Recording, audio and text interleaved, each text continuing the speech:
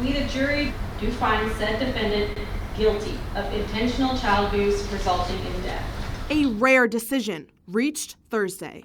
Dale Madison charged with child abuse resulting in death. The 12-person jury finds him guilty. Nationally, there are very few cases where someone else has been held legally responsible for another's suicide. This is why the defense attorney argues that such a case cannot be proven. Both sides presenting final arguments ahead of the verdict. And there wasn't a time in the evidence when he gave a damn what happened to her afterwards. The coroner testified that the cause of death is suicide caused by an overdose. She made a decision, but her decision was influenced by mental illness. These witnesses, those experts, told you what illness she had and what the stressor was. There was no evidence of anything else.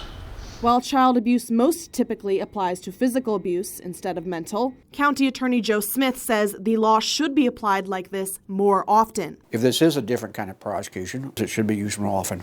He spoke after the trial about his feelings on the case. Everybody involved in this case, probably even include the jurors who had to listen to that.